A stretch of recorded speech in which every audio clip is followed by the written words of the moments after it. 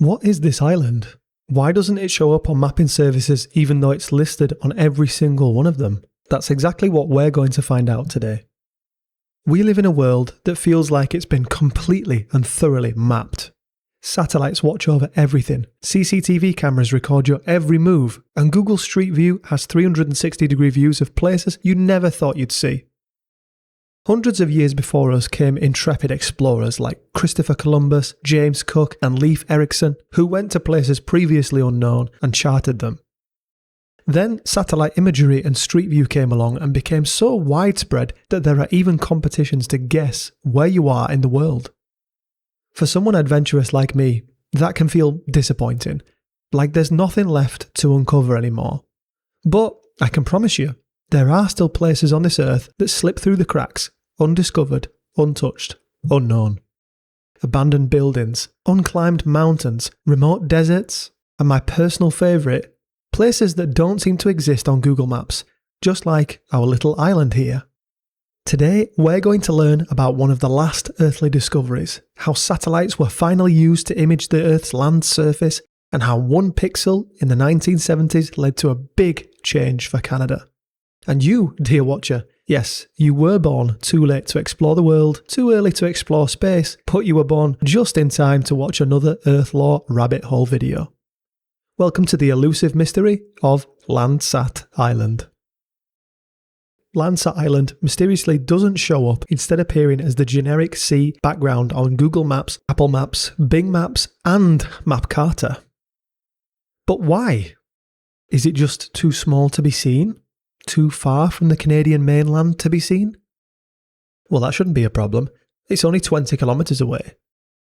The Diego Ramirez Islands, which I covered in my last video, are 80 kilometres from the nearest landmass and in one of the most dangerous water bodies in the world. And even they have good coverage on mapping services, down to the tiny islets that barely stick out of the sea. NASA lets you see photos from satellites with no generic bathymetry background. The first big problem here is that it's mega cloudy, you can't see anything. And the second big problem is the resolution. Even on a clear day, you still can't see it. The image is just not high-res enough. So, does Landsat Island even exist? Well, it comes up on Wikimapia as an object, on OpenStreetMap as well across different providers. Also, if we look at Google Earth's historical view and time-lapse it where Landsat Island is, we can see a few white pixels always in the same place. They're also visible on the Copernicus browser, which filters for days that weren't cloudy and also adjusts for atmospheric effects that might blur the satellite image. We have these specks that could just be floating ice, but if you check across different dates, they're sometimes brown and they always stay in the same spots. Could there truly be an island here? Alright, to understand what's happening here, we need to have a quick look at satellite imaging history. Something we take for granted now. My whole channel is based on it, but it had to start somewhere. The first satellites sent up to space were mostly used for monitoring the weather. They could photograph cloud patterns from far above and watch how they changed and shifted, allowing meteorologists to better predict the weather. Useful if you've got a hurricane on the way and need to know whether to evacuate a town or not, or if you've got air and sea traffic that are about to run into storms. In 1960, NASA launched TIROS-1, the first weather satellite. It went up for 78 days with 2 television cameras on board that beamed back thousands of photos. It proved that satellites could be used this way and finally gave us an overview of large-scale cloud structures. Then came the next big brainwave.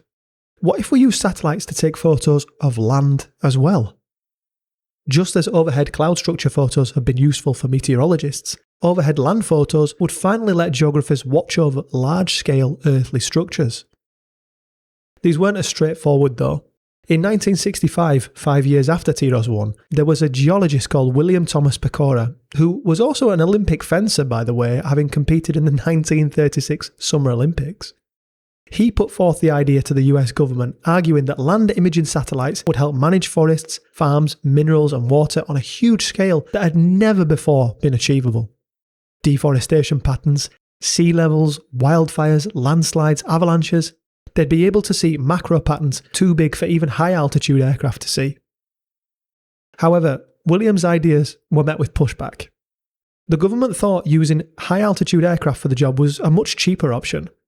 A satellite would have cost millions and might not have even given any useful results. On top of that, the US government was already thinking of using satellites to spy from above, so they worried that civilian satellites surveying land would be too much of a red flag and give them away to other countries. Kickback from other countries would be expected anyway, since they'd likely not want their whole land surface photographed without their permission. After some back and forth, in 1970 NASA finally got the green light to work on launching a land surveying satellite. They launched the first one, Landsat 1, in 1972. You might be able to see where this is going. From launch until 1974, Landsat 1 took over 100,000 images of the Earth's land surface with a multispectral scanner and transmitted them back to Earth. Straight away, Canada jumped right on the Landsat bandwagon. The Canadian Labrador coast is one of the most dangerous Canadian coastal stretches. It's remote, foggy, icy, full of hidden reefs, shoals, and undersea rocks, all hazards for ships. The only charts they had of it were really old and outdated. They thought Landsat might be able to help them map it better.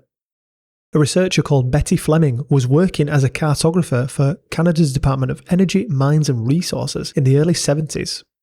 She had a background in photogrammetry and aerial surveys, so she was given the job of studying coastal images taken by Landsat and plotting anything that might be of geographic interest.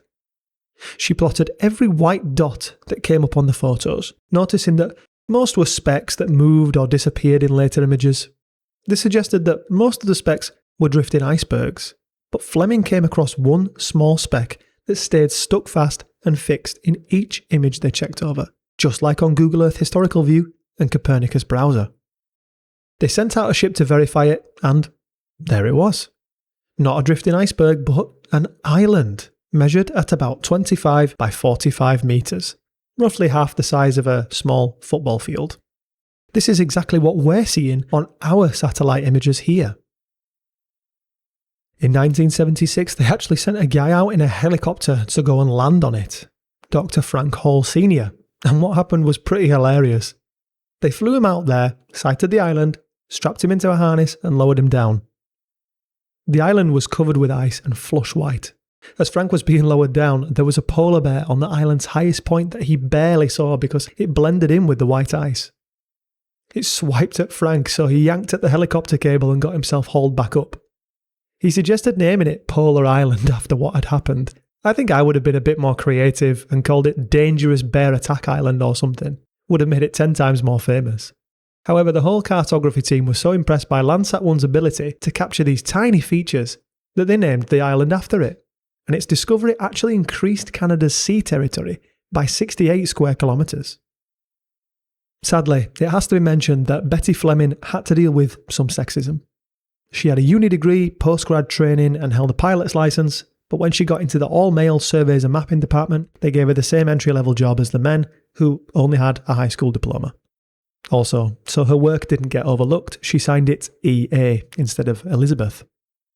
However, she did say on NASA's Earth Observatory blog that she overall thoroughly enjoyed her work and stuck with it. And she was also given the recognition she deserved. She was made an honorary fellow of the Royal Canadian Geographical Society in 2019. On top of that, NASA celebrated her with a video about the discovery, which Betty herself actually narrated. Go watch it after this video is done. I've linked it in the description. Another woman that contributed to Landsat was Virginia Norwood, who designed the multispectral scanner on Landsat 1. None of this would have been possible without either of the two girls. So back to the original conundrum then. Why doesn't Landsat Island show up on popular mapping satellite imagery? Well, it shows up as barely a speck on satellite images.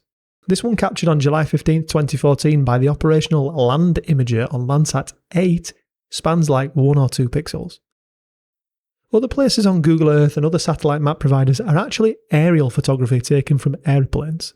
It just happens that no one has paid for an aeroplane to fly over this area to take such high-res photos of it. Honestly, I tried to find more pinpoint reasons for this because there are other places that seem just as useless and far away which do have aerial photo scans of them, but I couldn't find out why. It just seems that there's never been any paid flyover of this place to take photos of it. If you look at boat traffic and flight radars for the area, you'll see that barely anything goes anywhere near there. There's actually only one close-up photo of Landsat Island on the internet at all, taken on a helicopter flyover and found in a photo essay by David H. Gray. He says the rock lays 6.6 metres above water. There are also a few smaller unnamed rocks photographed nearby on the same helicopter trip. One particular one east of Big White Bearskin Island here, which is actually visible on Google Maps and in decent resolution on Apple Maps. Close enough to Landsat Island, you can actually see floating ice near the coast on Apple Maps too. So if you manage to somehow get yourself down to Landsat Island, get close up to it, and manage to dodge the polar bears around there, you could be one of the first human beings to photograph it well. I also wondered if there was any chance that anyone had bumped into the island on a previous discovery from hundreds of years ago. Inuit populations do exist around these remote Canadian areas, but the nearest Inuit settlements have been recorded hundreds of kilometres away from the Labrador coast. There were explorers who went to places around the Labrador coast like Leif Erikson and later Portuguese explorers, but it's unlikely that they would have ever gone anywhere near Landsat Island. I'd argue it's likely that no human had ever seen it or been anywhere near it before. The whole idea for this video actually came from a question I had. I wondered if there were any islands or places previously undiscovered and only found after satellite imagery became available.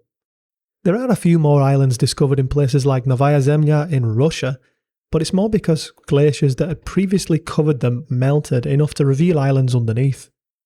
There are also new volcanic islands that appeared after underwater volcanoes erupted. Japan knew about their islands but counted them on satellite images and found that there were more than they had expected. In the end, surprisingly, the only major permanent island truly discovered by satellite that hasn't been revealed by glaciers melting is our little Landsat Island. If any of you guys have studied geography or geology, please give us a comment about the Labrador coast. I did read a little bit about the Canadian Shield and saw that the Labrador coast is one of the Earth's oldest and most stable continental crust areas, but honestly I didn't understand it 100%. And that's it, our little Landsat Island mystery solved. A little rock in the middle of the Labrador coast, probably never touched by any human being, undiscovered until the 1970s. As always, let me know in the comment list if there's anything I missed, if you know anything about Landsat Island, or if there's a place you want me to explore. My ideas list is ever growing and I love your suggestions.